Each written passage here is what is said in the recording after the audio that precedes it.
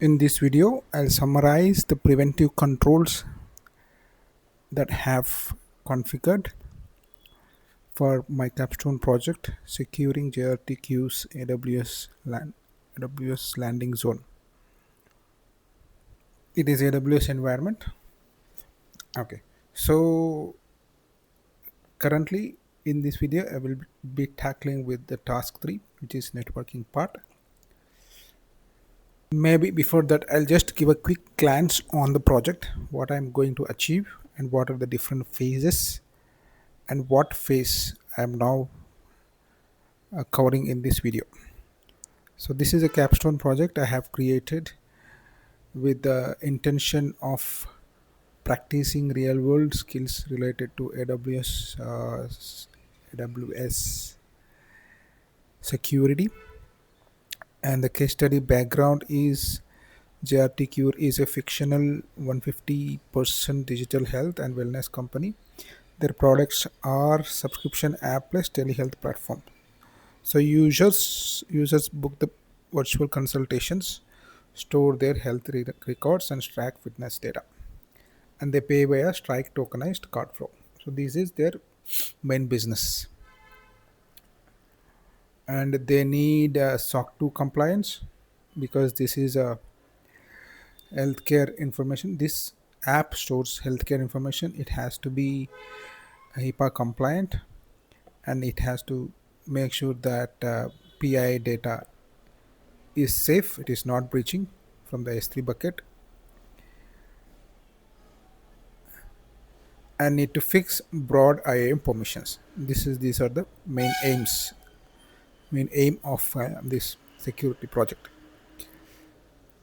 and also achieve a data classification, PHI, PHI data, PII, confidential and public. Okay, so any telehealth notes and appointments are categorized into PHI, regular names, emails, and addresses PI, and confidential internal financial employee data, public, marketing sites and assets. So then this project is divided into four phases. Phase 1 is about identity and access foundation. Phase 2 is device control, directive controls, and phase 3 is preventive controls. Under the preventive controls, networking is the one I'm currently working, where goal is to have a product tier in private subnets only, and security group scope to specific ports, and create a NACL. This is a broad goal or requirements of a networking part. Now we'll come back to the actual section. Actual thing of is, so to secure production application tier, handling PHI data according to the requirement, we need multi-layered AWS networking strategy where there would be some public subnets and host application load balancer is hosted in the public subnet. There would be few more subnets, like for firewall is one subnet, and you can have another subnet for internet gateway. That's optional but recommended. And private app subnets where we host production instances, whether EC2 or ECS or EKS pods. And there should be a isolated database subnet where PHI data is stored, which should have a strict NACL controls. This is our architecture overview. So there, for this, let's come back. Let's look at the networking architecture that I have in my environment. So this is a network architecture I have a network account, and in the network account I created a VPC. Under VPC, 3 subnets created: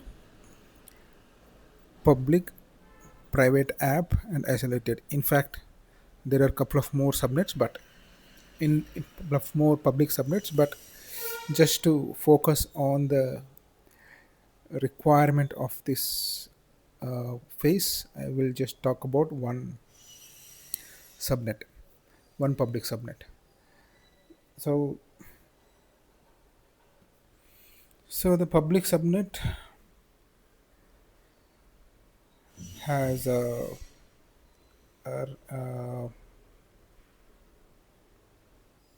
public subnet is have one routing table, so that routes the traffic to the IGB, internet gateway. From there, internet is accessible. Whereas for the private app subnet, there is one route table. It is only for internal routing. There is no external routing from here to internet gateway. And similarly, for isolated database subnet also, there is different subnet and a routing table. But on this routing table, NACL is configured as an extra layer of security. Then every subnet have some security groups with some specific settings, filters. Those security groups will be assigned to the respective resources in the uh, subnet. So let's look at some security groups configuration. There is one ALB security group. This is a public security. This is for public security, public subnet. Like any resources that we create under here will have. This is for resources under public subnet. Let's say NLB or whichever resource you create, and let's take NLB. It is only for NLB. Okay, network load balancing or application load balancing. So for the NLB, port 443 is allowed from the internet, and 80 is allowed from the internet. This is inbound. And for the outbound, 80 and 443 is allowed. Like this is inbound, this one is inbound, this is from here to here. Okay, and this is outbound.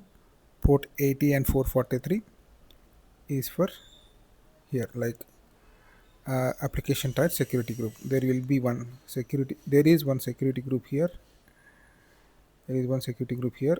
For this security group, for port 80 is open, port 80 and 443 is open. This particular one I'm talking about. Okay, then there is one app security group. As I was mentioning, this is an app security group. In the app security group, 3080 application ports are allowed. From the 3080 ports are allowed from ALB security group. ALB security group. Okay, this is app tier security group. This is inbound. And outbound to the database security group, to the database security group 5432 database port is allowed. Sorry, from app security group to database, 3080 are allowed.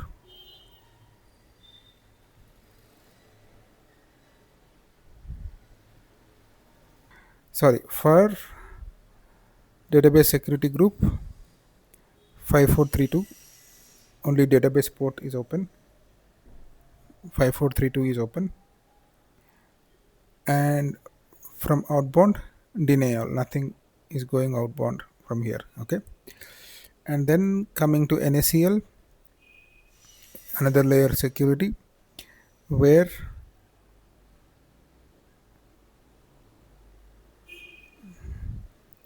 This is on the database subnet only. So where 543 5432 database port is open,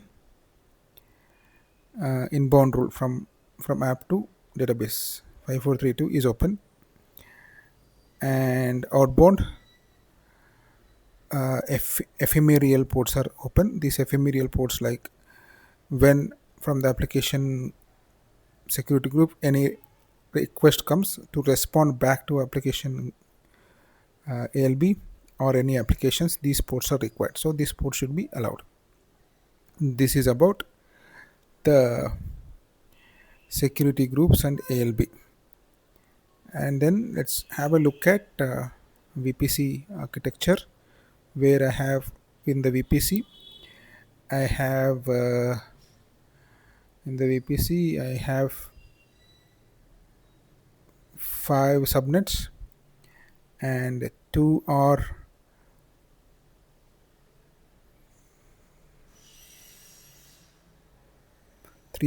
public subnets.